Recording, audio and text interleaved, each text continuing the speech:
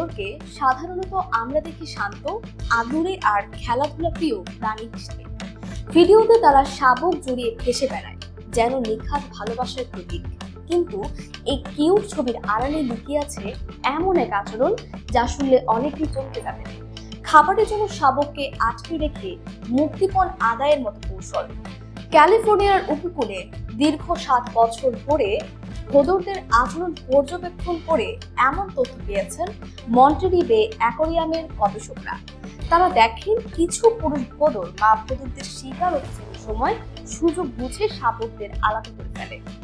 এরপর শাবককে আটকে রাখা বা ভয় দেখানোর মাধ্যমে মা ভোঁদড়কে বাধ্য করা হয় খাবার বা সম্পদ ভাগ করে দিতে, শাবক ফেরত পাওয়ার শর্তে।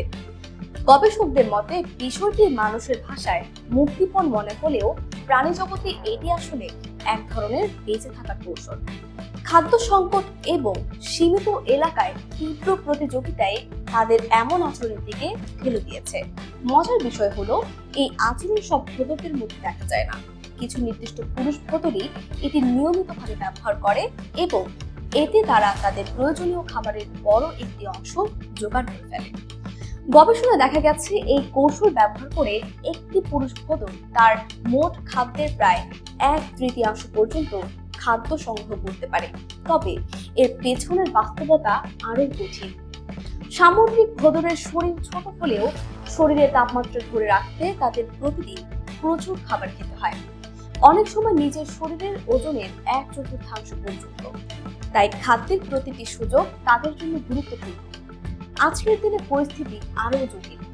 একসময় উত্তর প্রশান্ত মহাসাগরে লাখ লাখ ভোঁদড় থাকলেও এখন তারা টিকে আছে আগের আবাসস্থলের মাত্র একটি ছোট অংশে।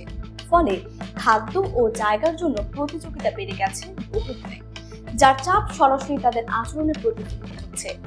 গবেষকরা বলেন, বাইরে থেকে শান্ত স্বভাবের দেখালেও ভোঁদড় আসলে স্বভাবে বেশ শক্তিশালী ও আক্রমণাত্মক হতে পারে। তারা বিবর্তনগতভাবে উইলফারিং ও ফেরেটের মতো শিকারী আত্মীয়দের কাছাকাছি, আর প্রয়োজনে তাদের কামড়ের শক্তিও অত্যন্ত ভয়ঙ্কর। একসময় দক্ষিণ ক্যালিফোর্নিয়ার ভোঁদড়কে বিপন্ন প্রাণী হিসেবে ঘোষণা করা হয়। অতিরিক্ত শিকার, দূষণ ও জলবায়ু পরিবর্তনের কারণে তাদের সংখ্যা কমে হাজারের ঘরে নেমে আসে। এখনো তারা টিকে থাকা লড়াই চালাচ্ছে, আর সেই লড়াইয়ের ভেতরেই জন্ম নিচ্ছে এমন অদ্ভুত, অস্বস্তিকর কিন্তু বাস্তব আচরণগুলো।